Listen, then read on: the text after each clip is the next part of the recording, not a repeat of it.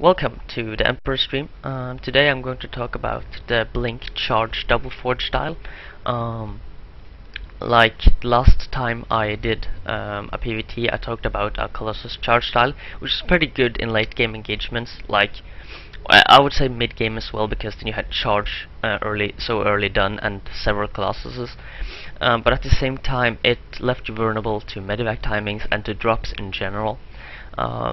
So in order to combat this, I downloaded a bunch of PvT replays, most notably from Isahara Baby Knight, and I noticed that he goes for double forge, blink first, and then he goes charge, and he just goes pure gateway units pretty much up until the 12-minute mark, where he starts adding a bit of archons, and then a minute later he starts going for one or two robotics facility colossus. So that's what I'll be talking about today. And as I said, the advantage of it is that it's much easier to intercept drop with blink. It is actually decent versus stim and medevac timings as well, because stalkers can be actually pretty decent against marines and marauders with decent blinks. And overall, you just have an easier time getting into that late game stage where you want to be. So first, I'm just going to show this game versus Judgment. Going to go through my opening a little bit, the MC1 gate, where you basically go Zealot and then chrono boost out 2 Stalkers. As you will probably note though in my replays, there are different variations I do depending on what I scout. For example, in this game, he will go 2 racks with SCVs, unless my memory is failing me, and thus I will not only chrono boost out 2 Stalkers, but I will also get additional sentries in order to stay alive until Warp Gate kicks in, so I can deal with the aggression. While in other circumstances, like for example, if my opponent is going 1 racks, gasless expand, which you can scout by seeing no gas when the racks is done, I will instead just cut both Stalkers and go for an expansion right after Zealot if possible. Of course, he might block the expansion, but the Zealot should kill the probe, I mean the CV, very fast, so shouldn't be much of a problem. Now, I go for 9 pylon as standard, 12 gate, and then I do a probe scout. So, because especially on 2-player maps, you can always get inside a turn space at 12 supply, pretty much, more or less, anyway, unless he goes for a very fast supply depot block, but that he can do regardless if you go 9 and 12. I think I might be even sticking on that, but still 12 scout with the gate will net you the information you need in pretty much any case. And yeah, 14 gas is standard, 15, 16 pylon. Nothing too unusual about opening it yet. It's like pretty much any Protoss opener, at least any PvT opening, and partially PvP. So yeah, I see no gas, so I think it's a 1 racks gasless expand. He does trick me a little bit though with that, and actually goes for 2 racks with proxy, and yeah, he comes in with a bunch of marines and some SCVs and stuff. So yeah, I trained a Zealot and originally planned to expand, but then I got my probe here, seeing that he has no command third yet, so I do begin to worry, and start to chrono boost out a couple of Stalkers. And the point is that you should expand about 30 supply with this opening. Of course, this was not possible in this case because I had to deal with aggression, so feel free to delay the Nexus a little bit to hold off this kind of aggression. Take a couple of probes in, use my Zealot, I pick off the SCV, that's very important so the bunker doesn't get up, because without the bunker the marines are pretty bad. So yeah, and now I have 1 Zealot and 1 Stalker against pretty much no marines, and another Stalker coming out. And does pretty much hold aggression, so I can go and expand. He goes to expand himself. I tried to palm block it, pretty stupid. But regardless, he expands now, but as you can see, because of the extreme aggression with SCVs, he has 18 versus 26 walkers. So even if our Nexus and command centers are about equally finished, I will be in a superior economical lead because I have the probes to actually saturate my natural once it gets up. I also have the map control because I have all the stalkers, so I can pretty much do whatever I want. He has a bunker though, so it's not like I can pressure him, but he can pressure me either, so I just drone up greedy as humanly possible, chrono boosting. And then I go into this double forge after the robo. The robo is because of Benjahees and because it is a part of the 1 gate expand. Because what you do is that you chrono boost out 2 stalkers, then at 30 supply you get down the nexus, you cut probes, get 2 gates, start probes again, get a gas, and then put down the robo at around 6 minutes normally. So you can say that it's a minute late, but still, that's just due to the aggression. I just couldn't take as fast, I just couldn't be as greedy, so it's just natural. Double forge coming up, as I said. It's very good to get early gases with this style, more than with my previous, because you will be using a little less zealots and more stalkers, so you need extra gas, especially when going double forge and blink. So yeah, you should. I'm a little bit gas starved here, so that's pretty bad. But normally you just, once the forge is done, start 1-1, and then the moment you have started those, you start down the Twilight Council, and then when that is done, you start the blink, and you should be chrono boosting these forges and the Twilight Council as much as possible, because you want the upgrades out in time for any kind of stim or medevac timings, so that the 1+ can give you that advantage you need in order to cost efficiently beat Marauders and Marines. I'm not going to look too much more on this game. It's not too much to get. It's just a delayed game, and then I win because I have a macro lead and blah blah blah. Going to go into this one. It's a more, I would say, proper way to play it.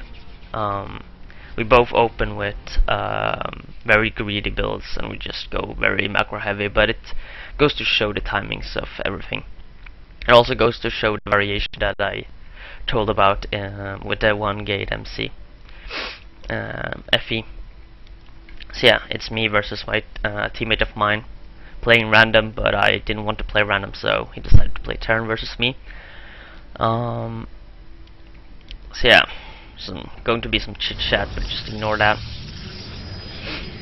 9 pylon, 12 gate, and then I go to scout. See that he's going 1 Rax FB. Of course, it could be like a trick that he's actually using, instead of, like, he makes you believe that it's a 1 Rax Gaslex expand, but it's actually a 2 Rax proxy. So you need to be a little bit careful of that, but it should be holdable if you just manage to scout his command center timing. I didn't get out of the base there, so I lost my probe, but I did get to see what I wanted, so I'm just cutting out the Stokers at all, and then just go straight for the next 23, get another pylon, and then chrono boost out a Stoker after that, so I had the map control. So yeah, we're just going pretty greedy from here, putting down additional gateways and the robo with my gas being taken. Droning up, 22, 29.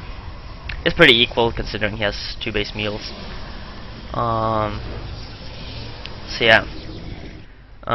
For the forge timings, if you go as economical as this, should be around 7:30, I would say. Between 7:20 and 8-minute mark or so should be the timing when you put down the double forges, because then you have 1-1 in time for 10-minute medevac timings and such. So yeah, take pylon a little bit late. I like to get him normally a little earlier, but yeah. Going to double forge, going double gas because I want sentries, I want stokers, and I'm going to go double forge, so I need obviously a lot of gas. Not so much with my other style, because then I used more zealots, so that kind of weighted up for the double forge gas usage. And then, as I said, Twilight comes right afterwards. I scouted he takes a very fast third orbital, so in order to keep up, I just take the same. So we are both going extremely greedy, and this is not how it's commonly done in PvT. But regardless, I just want to show you how to execute it, so it's okay. And then an important thing to note with this style is that instead of going for mortals, you're going to use a lot of observers. Kind of like what Parting did, I think it was, versus MKP or MVP, I can't remember. But he used a lot of high tempers, and then he had observer scouts all over the map, so he could catch drops, he could storm, and so forth. But regardless, you should have first you can boost one observer out to have to keep it over his army and such. Maybe scout his main. Then you chrono boost one more afterwards to have with your main army. And then you should maybe even produce more to have like here in order to scout drops and such. I don't do this in this game, but it's often a very good thing to do if you have the gas for it. So it's all like priority. Do you want to use gas on that, or do you want to use gas on other stuff? A little bit late on the upgrades, but he is, fortunately for me, not pushing at the 10-minute mark. Adding a couple of more gateways. You should go up to 5 or 6 gates after you have gotten started blink and such, so that you can keep up a decent production, considering you have 2 base saturation. The third base is also starting to saturate now. He's trying to put on some aggression with his bio units. He has stim, but he has 0-0, and I have now just finished 1-1, and my blink is very soon done. So I'm going to be a bit defensive and just take out Marine, stay a little bit behind, and then the moment he pushes, or the moment that blink finishes, I will be able to like take the fight to him. Because with blinks I can chase down units with some force field and 1-1 versus 1-0. I am at enough advantage that I can push him back. So I snap a couple of units and force him back, allowing me to keep up on probing. Adding more gates because I need it.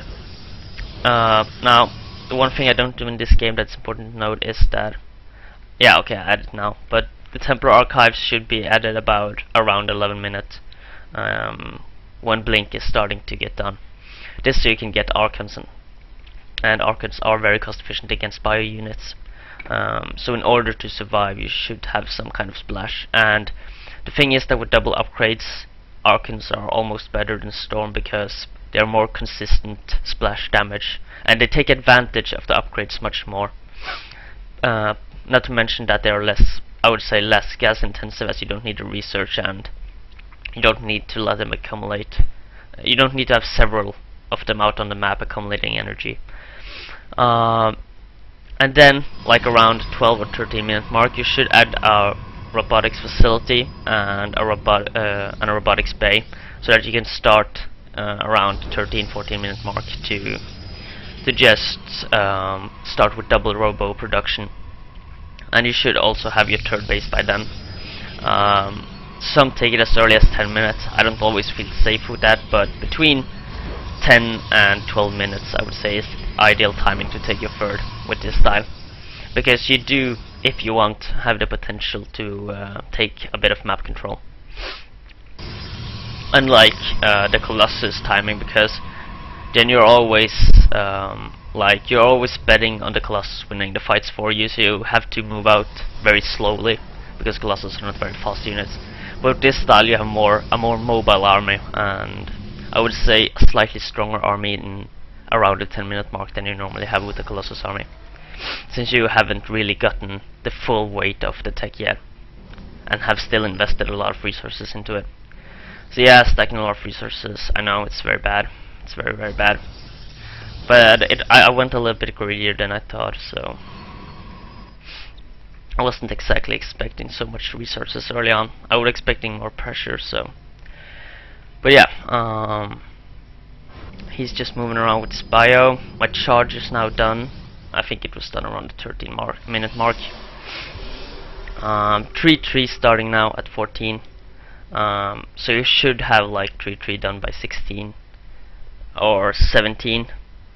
I suppose, depends how much chrono you use, but at least before the 18-minute mark you should have 3-3 and should be closing in on max, so that you can kind of do the death ball 1A move push and pretty much win the game, unless he has kept up in upgrades.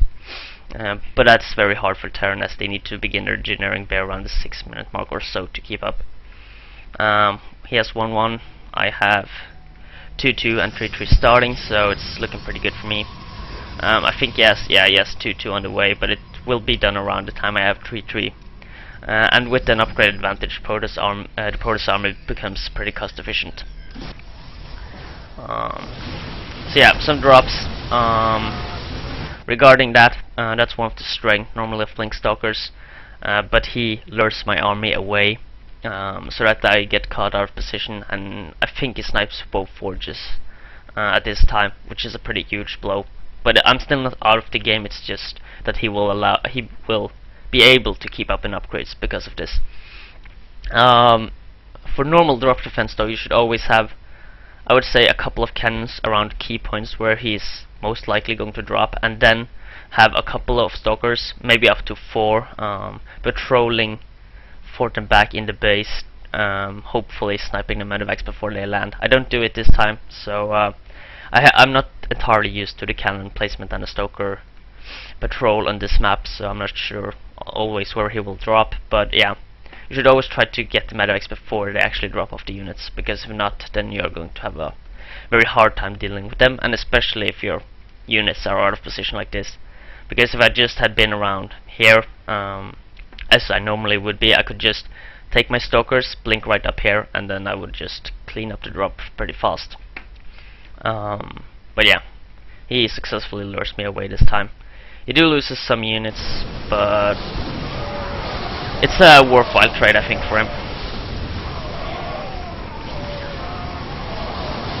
So I get most of his army, but I do lose the upgrade advantage, which does help a lot in the long run. And then always try to blink. Like if you want to chase down an army, always do offensive blink and try to snipe the medevacs, because the thing is that when you go Colossus, you force Vikings. So when you have sniped the medevacs, you can't really reproduce them, or the Colossus will be too efficient. So they're pretty big units because they make bio a lot more cost efficient.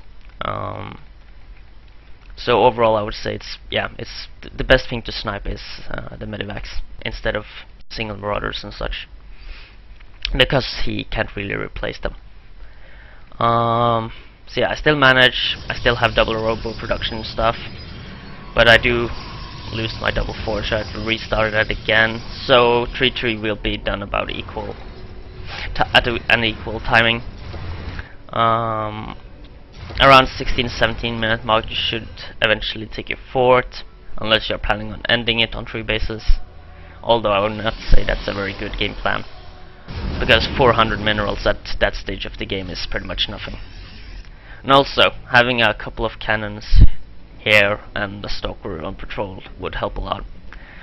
And eventually, in late game, having high tempers with feedback and storm at every expansion, like 1 or 2, is a pretty great drop defense, especially combined with cannons. Unfortunately, I suck with temperers, so I tend to use Archons instead. But yeah, I need to work on that. So yeah, he does drop, he kills some probes. I think I do clean this drop up though, so it's kinda equal trade because I killed 2 medevacs and a bunch of bio units for 10 probes or so. So yeah, I just blink in, focus fire the medevacs, and clean the entire army up. So we are 174 to 164. It's pretty equal, and I do have a little bit of bank, so losing some probes is not a game-ending deal. He tries to ramp up aggression again, but he doesn't really have anything that can actually match my army. He has no Vikings and no Ghosts. I don't think he has scouted my Robo yet. Or he did scout, but he scouted it so late that he's just now beginning to produce Vikings, and against 4 Colossus that just doesn't work at all. So yeah, he scouts my army with scan, he tries to retreat, I do a full blink I believe. Smartly enough, return a little bit of focus fire and such. I try to chase him, but bio units are not very slow, especially if they use them. But the engagement eventually comes, and he has just pure bio versus 4 Colossus, several Archons. So yeah, the engagement goes in my favor, and I just win the game right there because he has nothing to actually prepare for my army. So yeah, double robo is pretty good when they don't scout it. Like when you go this style, they often go ghost first or so. So then when you come with 2 or 3 Colossus and they don't have Vikings, they're in a pretty bad position and can be game ending. And as I said, they're taking my forts, so I can transfer probes from my main over. I keep on with 3 base saturation. I don't have much though because I lost some probes here and haven't replaced all of them. Regardless though, GG. And that's pretty much what I wanted to show, that you can pretty much stay alive on gateway units for a longer period of time. I have one replay more I want to show. It was when I first started using this, so it's not entirely refined, but it does show me holding off some pretty good aggression with just gateway units. Should be this one. And yeah, my rank is not too too good this season. I haven't played too much ladder at all, so I've fallen a little bit behind because I have clan wars and school stuff and everything. So yeah, this is versus a Norwegian player, Ariok, pretty high master. Just gonna fast forward a little bit. Not too interested in the early game. He does some reactor Hellion shenanigans, probably to punish Nexus first because it's very common on this map and it just instantly dies to any form of Hellion opening. I do react kinda half-assed to it, so I lose some probes, but overall we kinda end up equal, or me in a slight lead. But it's not a game-ending thing. So I do have 2 Stalkers in sellout. I know he's coming, so I position myself back in my main. He picks up some stuff, comes in with some more Hellions. I managed to kill most of them. He retreats, my expansion goes up and I start producing a lot of probes. Because the thing is that even though he might have killed some probes and stuff, his command center is very delayed when going this kind of opening. So against the 1 gate expand I would not advise Terrans to do this. But against Nexus first is pretty much build order win, so that's cool. 27 versus 25. Fortunately I have 2 base now with current boost producing workers, so I should be able to get a small lead on this. So yeah, just keep it on. As you can see, he's producing Marauders, so he's going to do some kind of Marauder Hellion timing with Stim, which can be actually pretty powerful. But I do manage to hold in this game, which you should be able to see. I'm not sure if 1-1 is done in time. It is slightly delayed because of the Hellion and all that stuff. But yeah, he has 2 Medivacs now, a bunch of Marauders and some Hellions. Go to try and, yeah, I think 1-1 just finished right on time or close. Ideally 1-1 would be finished around now, so I could easily clean it up, but even without 1-1 I would still be able to hold this. As you can see, I put down some force field, my sellouts close in decently, and it does look like I'm going to lose this, but I do additional warp in, I retreat a little bit back, and suddenly snipe off the medivac, and boom, I hold it. So even though gateway units are not the most cost efficient, especially when 1-1 is done, like it was halfway during the engagement, gateway units can pretty fine hold aggression on their own. Now he didn't try to drop me, and instead just went head on, which is easier to defend. But I can assure you that it is possible to hold medivac aggression if he splits it. The thing is that you just need to, you ideally want blink in time. So I was a little bit late with that, but if you do have blink, you just split up with a couple of blink stalkers, focus down medivacs as soon as they come in, and then force field his main army. So yeah, I haven't a replay right now to show, but I have seen other players using similar styles, holding off this kind of aggression pretty easily. Sometimes it can be pretty close as well, but if you have decent control, you should be able to hold this off and then come out in a very, I would say, commanding position, because you then have an upgrade lead often.